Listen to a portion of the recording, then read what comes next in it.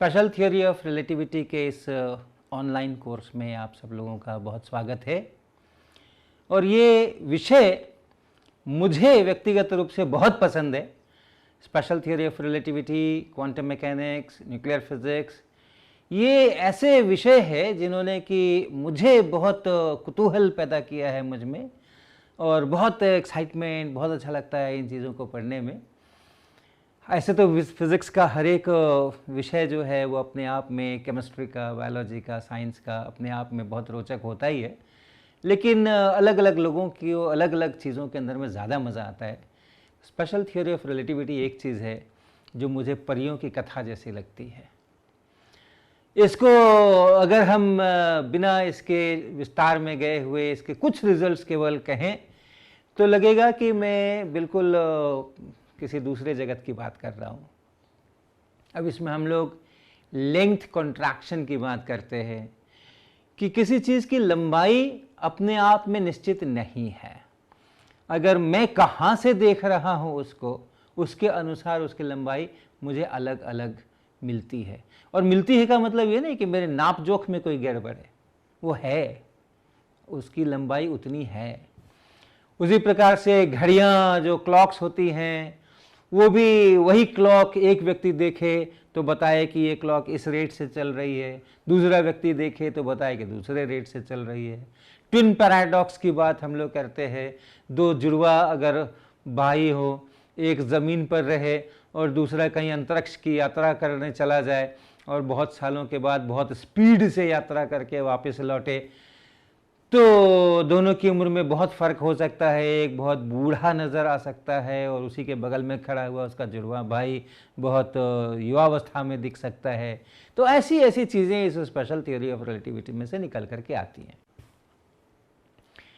लेकिन ये ऐसा नहीं है कि कोई किसी ने, आइंस्टीन ने थ्योरी बना दी और उल्टी पुल्टी और उसमें से बड़े सुंदर सुंदर रिजल्ट निकल के आ रहे हैं, ऐसी बात नहीं है। ये है वैसा, अपनी दुनिया है वैसी, और इसी के आधार के ऊपर हमारा जीपीएस सिस्टम और बहुत सारी चीज़ें जो बनती हैं वो इसी के आधार पर बनती हैं, इन्हीं थियोरीज के आधार पर बनती हैं। हमारी जो प्रकृति है वो अगर ऐसी नहीं होती तो हमारा जीपीएस का सिस्टम काम नहीं करता। अगर हमने सीधा सीधा न्यूटन्स लॉ के अनुसार अपना जीपीएस बनाया होता तो हम जाने को कहते कहीं म्यूज़िक कंसर्ट में, हो सकता था हमें हॉस्पिटल पहुंचा देता है वो जीपीएस। तो ये सभी चीज़ें बहुत वास्तविक हैं और बहुत रोचक हैं। तो इन सब चर्चाओं से पहले हम लोग रेस्ट, मोशन, इनकी बात शुरू करेंगे कि हम कब किसी चीज़ को रेस्ट में कहते हैं, कब किसी चीज़ को मोशन में कहते हैं, या हम किसी चीज़ का पोजीशन कैसे बताते हैं कि ये यहाँ है, वो वहाँ है, वो वहाँ है। तो उसके लिए हमें XYZ एक्सेस लेने चाहिए, और XYZ एक्सेस लेकर के हम बता सकते हैं कि इस समय इस पार्टिकल का जो पोजीशन है, इस वस्तु का जो स्थान है वो कहाँ पर है। x बराबर कितना, y बराबर कितना, z बराबर कितना, तीनों निर्देशांक अगर आप बता दीजिए तो हम पक्का समझ जाते हैं कि अच्छा ये चीज़ यहाँ पर है। तो लोकेशन प्राप्त करने के लिए, पोजीशन प्राप्त करने के लिए मुझे सबसे पहले क्या चाहिए, एक्सेस सिस्टम, अक्ष चाहिए, x अक्ष, y अक्ष, z अक्ष। हम लोग इस तरह का चित्र बनाते हैं। ये दो लाइनें इस ब्लैक बोर्ड के प्लेन में समझी जाती हैं, और तिरछी वाली लाइन जो है वो परपेंडिकुलर, बोर्ड से परपेंडिकुलर, ऐसा। तो हम लोग एक x एक्सिस लेते हैं और एक y एक्सिस लेते हैं और एक z एक्सिस लेते हैं। अगर आप ऐसा x और ऐसा y लेंगे तो z एक्सिस इस तरफ को निकल करके आएगा। तो अगर हमारे पास ये तीन एक्सिस हों और उसके बाद हमारा लेंथ का स्केल हो, हम बताएं कि ये 1 मीटर है या 1 सेंटीमीटर है या 1 मिलीमीटर है, तो हमारे पास एक लेंथ का स्केल हो जिससे हम बता सकें कि ये इतनी दूर है, वो उतनी दूर है, वो उतना दूर है, डिस्टेंसेस को हम नाप सकें। तो हमारे पास एक्सेस सिस्टम होना चाहिए और लेंथ का स्केल होना चाहिए। यूनिट्स होने चाहिए, किसको मैं 1 यूनिट लेंथ कहूँगा और कैसे उसको नापूंगा, उसके लिए हमारे पास जो व्यवस्थाएं होनी चाहिए वो होना चाहिए। तब हम किसी चीज़ का पोजीशन बता सकते हैं। और अगर वो पोजीशन समय के साथ नहीं बदल रहा हो, एक्स नहीं बदल रहा हो, वाई नहीं बदल रहा हो, जेड नहीं बदल रहा हो, तो हम कहते हैं वो चीज़ रेस्ट में है, वो चीज़ विराम अवस्था में है।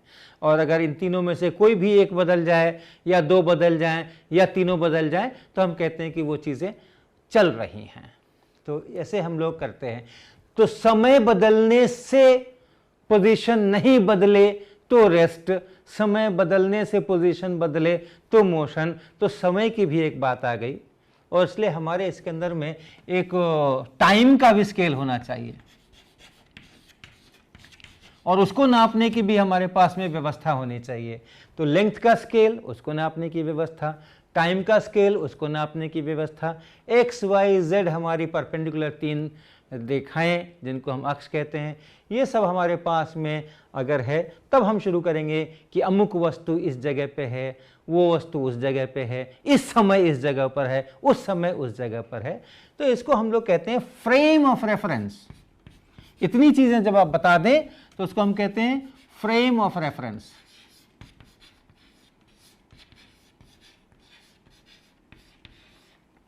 या निर्देश तंत्र।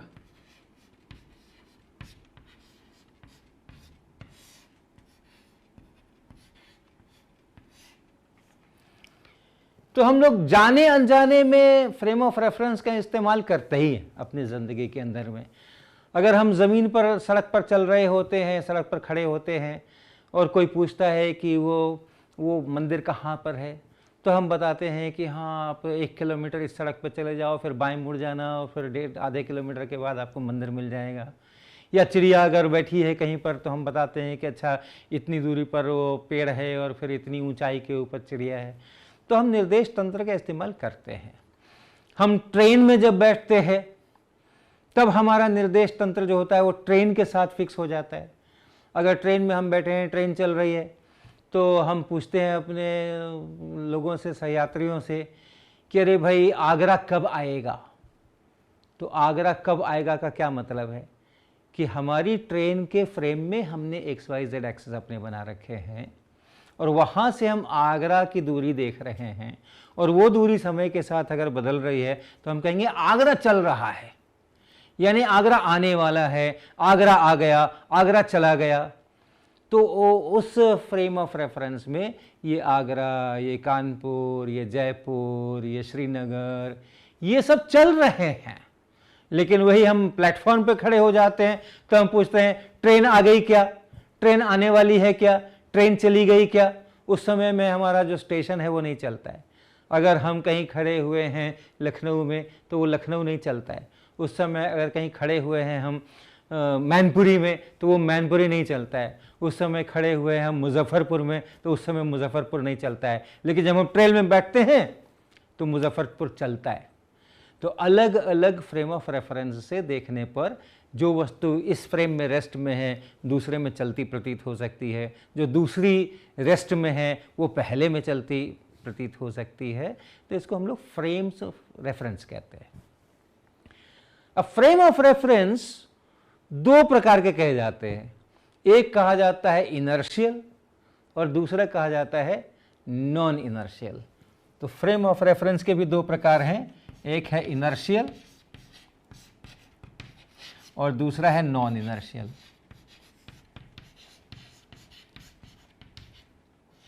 इनर्शियल यानी जड़त्वीय और नॉन इनर्शियल यानी अजड़त्वीय।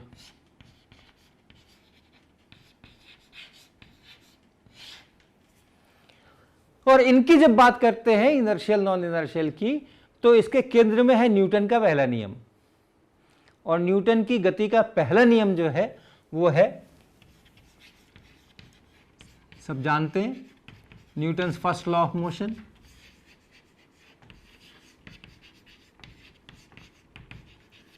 कि अगर एक्सटर्नल फोर्स जीरो हो किसी कण पे, किसी पार्टिकल पे, किसी ऑब्जेक्ट पे, अगर जो रिजल्टेंट फोर्स लग रहा है वो जीरो है, तब वैसी हालत में अगर वो रेस्ट में है तो वो रेस्ट में पड़ी रहेगी, अगर वो चल रही है तो यूनिफॉर्म वेलोसिटी से उसी स्ट्रेट लाइन पे उसी दिशा में चलती रहेगी, यानी एक्सेलरेशन 0 होगा।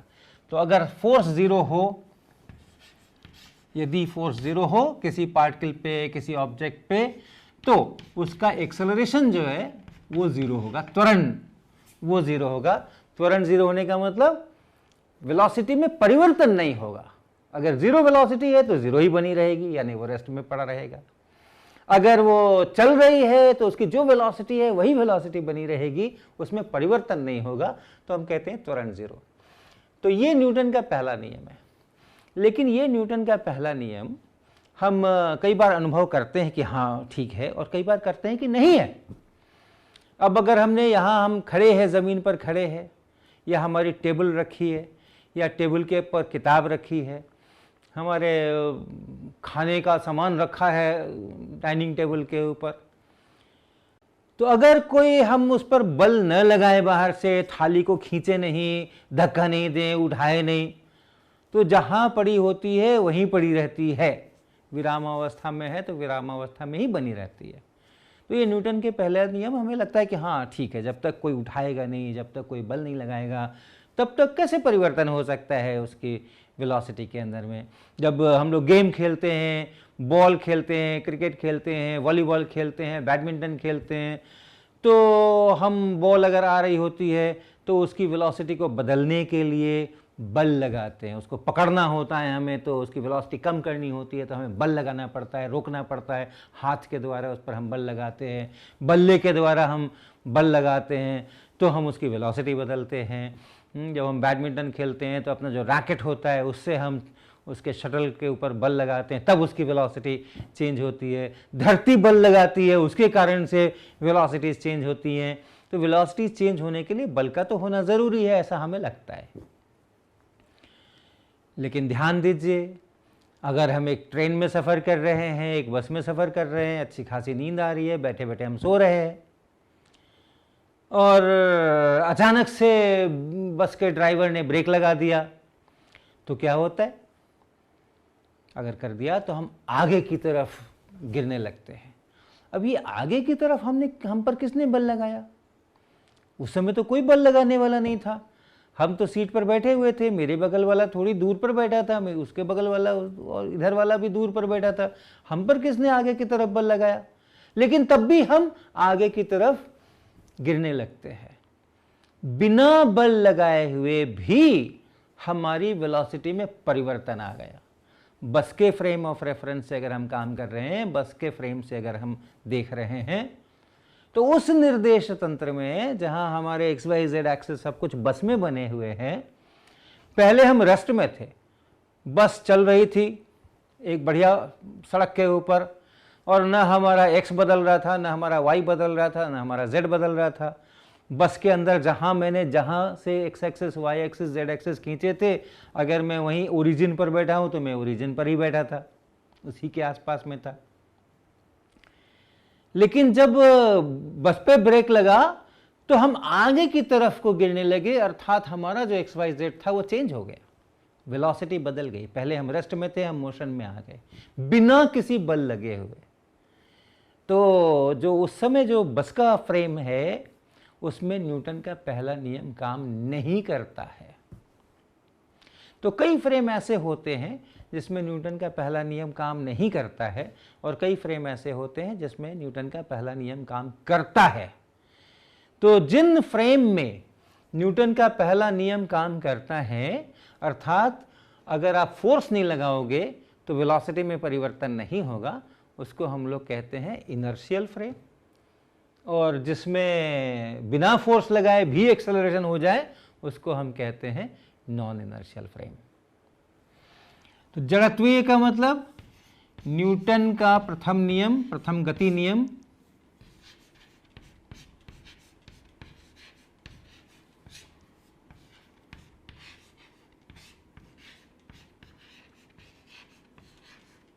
लागू होता है।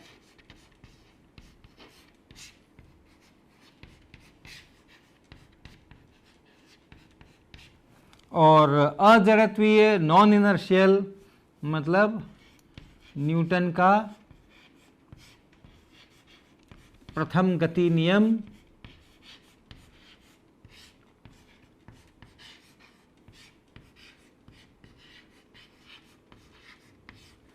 लागू नहीं होता है।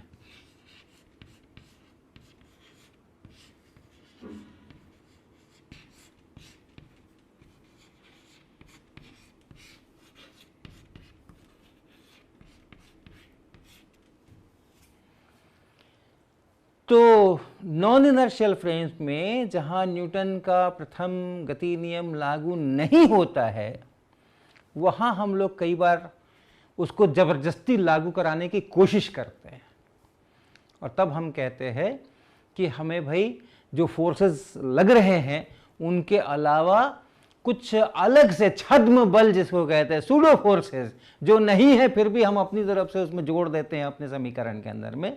उन समीकरण में उन पदों को जोड़ना इसलिए ज़रूरी है कि हम न्यूटन के नियमों का इस्तेमाल कर पाए, तो उसको हम लोग कहते हैं सूडो फोर्सेस। तो हम आपको दो फ्रेम्स दिखाने की कोशिश कर रहे हैं, नॉन इनर्शियल फ्रेम्स। एक ये प्लास्टिक का बॉक्स है, और इस बॉक्स में आप देखें हमने एक्स एक्सिस बनाया है, वाई एक्सिस बनाया है, ये ओरिजिन है, जेड एक्सिस हमारा जो है वो ऊपर की तरफ है। तो ये बॉक्स का फ्रेम है, जिसमें बॉक्स पर ही x axis, y axis, origin, z axis सब कुछ बॉक्स के साथ फिक्स्ड है। इसमें एक पानी के अंदर में लटकता हुआ बॉल देख रहे हैं, धागे से इसको लटकाया हुआ है। तो इस समय सब कुछ स्थिर है और बॉल की वेलोसिटी भी ज़ीरो है, बॉल अपनी जगह पर है, न इसका एक्स बदल रहा है, न वाई बदल रहा है, न जेड बदल रहा है। लेकिन अगर मैं इस बॉक्स को और मेरी लेफ़्ट डायरेक्शन में इसको यहाँ से इस डायरेक्शन में मैं एक्सेलरेशन दूँ, त्वरण दूँ इस बॉक्स को, तो देखना कि इस बॉल का क्या होता है, किधर जाता है ये, या यहीं रहता है, x बराबर 0 पर ही रहता है, या x इसका पॉजिटिव हो जाता है, या x इसका नेगेटिव हो जाता है। आप देखना है, बॉल पर ध्यान देना, बॉल किधर की तरफ शिफ्ट हो रहा है। पहला शिफ्ट देखा आपने, जब मैंने इस बॉक्स को इस तरफ एक्सेलरेशन दिया तो जो बॉल है वो उस तरफ को गई, यानी x जो पहले 0 था वो x बढ़ गया। तो किसने फोर्स लगाया?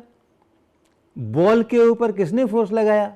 मैं तो बॉक्स को एक्सेलरेट कर रहा हूं, बॉल पे x दिशा के अंदर किसने फोर्स लगाया? किसी ने भी नहीं लगाया, फिर भी बॉल x दिशा में चल पड़ा। ये नॉन इनर्शियल फ्रेम है, जहां न्यूटन का प्रथम गति नियम लागू नहीं होता है, बिना फोर्स लगाए हुए भी x डायरेक्शन में, और इसका मोशन x डायरेक्शन में शुरू हो गया। ये नॉन इनर्शियल फ्रेम है। फिर हम कहते हैं नहीं नहीं, हमें तो न्यूटन लॉ का ही इस्तेमाल करना है, तो कोई तो फोर्स हमें लेना पड़ेगा। तो हम कहते हैं ठीक है, फिर मान लो कि x डायरेक्शन में एक फोर्स है, जिस समय ये बॉक्स एक्सेलरेट करता है उस समय आप मान लो कि x डायरेक्शन में एक फोर्स है, उसी ने उसको ले गया।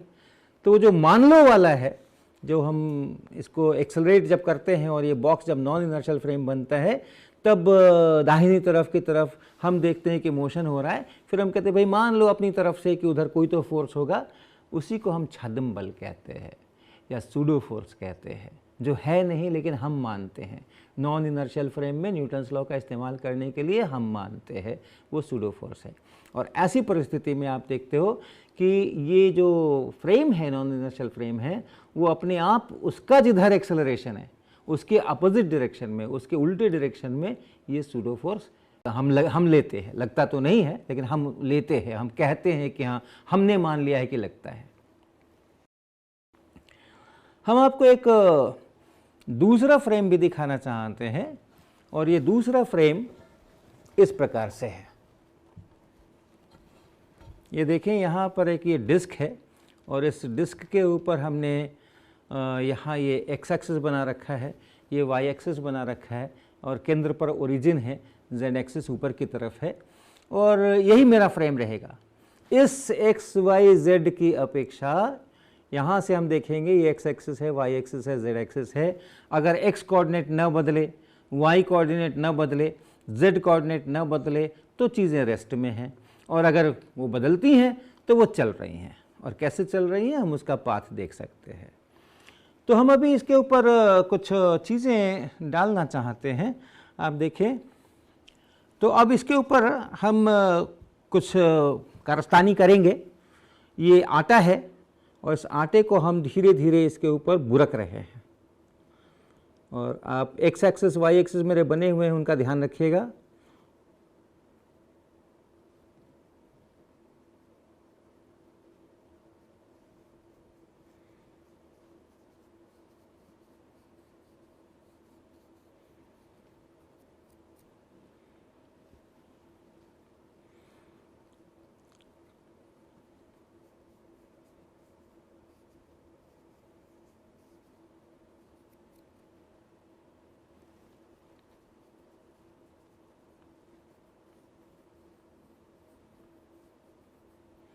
ये हम देखिए, हमने इसके ऊपर थोड़ा आटा बुरक दिया है और अब हमारे पास में एक छोटा सा ये काला काला पदार्थ है, रिंग जैसा। इसको हम यहाँ पे और ओरिजिन के पास में रख देते हैं। यहाँ पे इसको हम रख देते हैं इस जगह पर, और यही मेरा फ्रेम रहेगा, यही एक्स एक्सिस वाई एक्सिस रहेंगे। और इस डिस्क को अब मैं घुमाता हूँ और ये घूमता हुआ फ्रेम बनेगा, ये रोटेटिंग फ्रेम बनेगा। और हम इसके मोशन को देखना चाहते हैं। ये मेरा ऑब्जेक्ट है, ये मेरा पदार्थ है, ये किधर जाता है और नहीं जाता है उसको हम देखना चाहते हैं। तो हम इसको घुमा देते हैं और आप देखिए इसका रास्ता आपको दिख रहा होगा, इसका रास्ता आपको दिख रहा होगा। हमने इस काले काले पदार्थ को यहाँ रखा था, ओरिजिन के पास, एक्स एक्सिस के पास यहाँ रखा था, और ये खाली जगह आपको दिख रही होगी जहाँ से आटा हट गया है। ये देखिए, ये ऐसा घूमता हुआ, ऐसा घूमता हुआ, ऐसा घूमता हुआ ये यहाँ पहुँचा है। इस फ्रेम में, इस एक्स वाई जेड के अनुसार जो शुरू में ये यहाँ पर था, जिसका जो ओरिजिन के पास में था, इस रास्ते पर चलता हुआ, इस डिस्क की अपेक्षा इस रास्ते पर चलता हुआ वो यहाँ पहुँच गया है। तो इस फ्रेम में क्या हुआ? इस फ्रेम में जो ये ओरिजिन के पास था, सो ओरिजिन से दूर होता जा रहा है। देखिए, यहाँ शुरू में ओरिजिन के काफ़ी पास था, अब ये और दूर हो गया, यहाँ और दूर हो गया, यहाँ और दूर हो गया, और यहाँ और दूर हो गया। तो ओरिजिन से ये बाहर की तरफ जा रहा है। बाहर की तरफ किसने फोर्स लगाया इसके ऊपर? ये डिस्क या ये आटा बाहर की तरफ तो फोर्स नहीं लगा रहे थे, फिर भी ये बाहर की तरफ गया। तो नॉन इनर्शियल फ्रेम में ऐसा होता है कि जिधर फोर्स नहीं लगता है उधर भी चीज़ें जाती हैं। ये उसका उदाहरण है। इसी तरह से आप देख रहे हैं कि ये केवल बाहर की तरफ नहीं गया है, ये बाहर की तरफ जाते जाते साथ में मुड़ भी रहा है, एक साइड में डिफ्लेक्ट हो रहा है अपने परपेंडिकुलर, अपने वेलोसिटी के परपेंडिकुलर। जिधर इसको बाहर की तरफ अगर यूं जाना है तो ये उससे परपेंडिकुलर लंब दिशा के अंदर में घूम भी रहा है। तो एक और भी कोई फोर्स है जिसको डिफ्लेक्ट करा रहा है, अपने पाथ से डिफ्लेक्ट करा रहा है, उसके पाथ को कर्व कर रहा है। तो घूमता हुआ जो फ्रेम होता है वो भी नॉन इनर्शियल होता है, और उसमें दो प्रकार के छद्म बल हमें लेने पड़ेंगे। अगर हम न्यूटन के नियम की भाषा में बात करें कि जिधर मोशन शुरू हो गया उधर जरूर कोई फोर्स होगा, तो बाहर की तरफ जरूर एक कोई फोर्स होगा, ऐसा हम कहेंगे। है नहीं फोर्स, इसीलिए उसको सूडो फोर्स या छद्म बल कहते हैं। तो जो बाहर की तरफ हमें छद्म बल लेना पड़ता है उसको कहते हैं अपकेंद्र बल या सेंट्रीफ्यूगल फोर्स। अभी मैं लिखूंगा बोर्ड पे। और जो वेलोसिटी के परपेंडिकुलर की तरफ हमें बल लेना पड़ेगा क्योंकि उधर भी डिफ्लेक्शन हो रहा है, उसको हम लोग कहते हैं कोरियोलिस फोर्स। तो घूमते हुए फ्रेम में, अगर फ्रेम घूम रहा है, ऐसा फ्रेम है जिसमें एक्स वाई जेड एक्सिस जो है वो रोटेट कर रहे हैं, तो हमें सेंट्रीफ्यूगल फोर्स यानी अपकेंद्र बल और कोरियोलिस फोर्स, ये दो सूडो फोर्स लेने पड़ेंगे।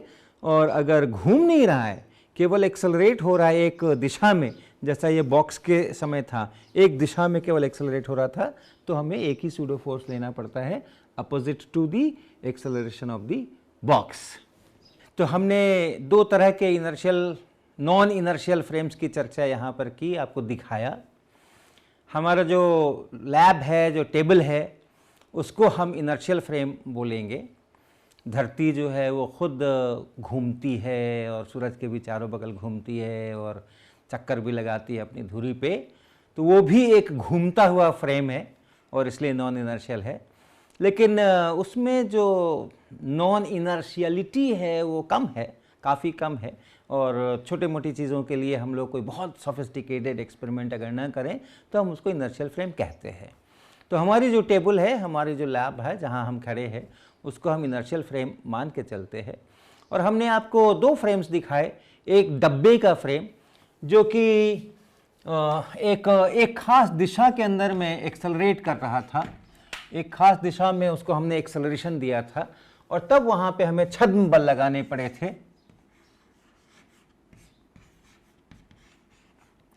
किधर? फ्रेम के त्वरण के विपरीत।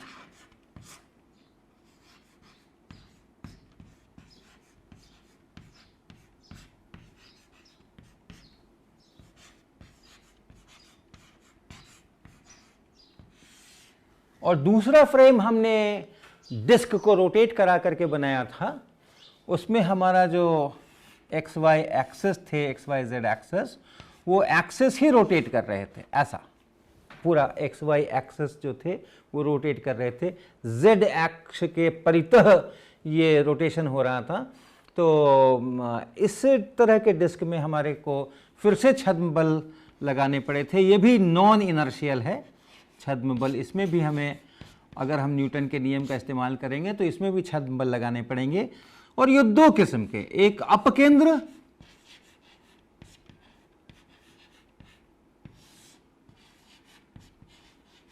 और ये किधर, ये बाहर की ओर, केंद्र से बाहर की ओर।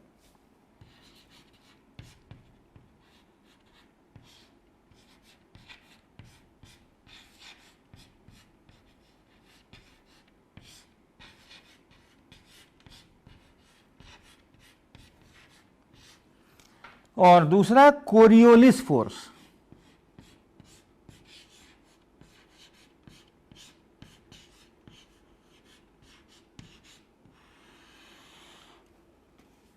कोरियोलिस बल, ये किधर, ये जो वेलोसिटी है उस ऑब्जेक्ट की जिसको हम देख रहे हैं, किसकी अपेक्षा? मेरे घूमते फ्रेम की अपेक्षा। घूमते फ्रेम पे मैंने एक्स वाई एक्सेस बनाए थे और उस पर पाथ देखा था, तो उसमें जो वेग है उसके परपेंडिकुलर, वेग के लंबवत, और वेग के लंबवत जब बल लगता है तो चीज़ें डिफ्लेक्ट करती हैं, कर्व करती हैं। वही आपने देखा, उस पार्टिकल का जो पाथ था, उसका जो रास्ता था वो कर्व हो रहा था, जिधर जा रहा था उसके परपेंडिकुलर डायरेक्शन में, लंब डायरेक्शन में बल लग रहा था तो वो उधर डिफ्लेक्ट हो रहा था, तो उसको हम लोग कहते हैं कोरियोलिस बल। तो हम लोग अपने इस कोर्स में, रिलेटिविटी के कोर्स में, इनर्शियल फ्रेम्स की ही चर्चा करेंगे।